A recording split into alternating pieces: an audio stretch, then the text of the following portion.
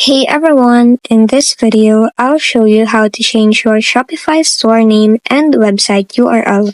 Let's get started.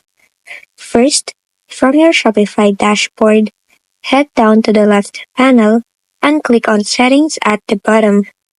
Once you're in the Settings page, click on General tab. Here, under Store Details, you'll see your current store name listed as My Store. To change it, just click the Edit button on the right-hand side. Now, go ahead and enter your new store name, whatever you like it to be. Once you're happy with it, click Save. And just like that, your store name has been updated. Now, let's move on to changing your website URL. On the left panel, go to Domains. Then, click the option that says Change to a new myshopify.com domain. Here, just type in the new URL you want.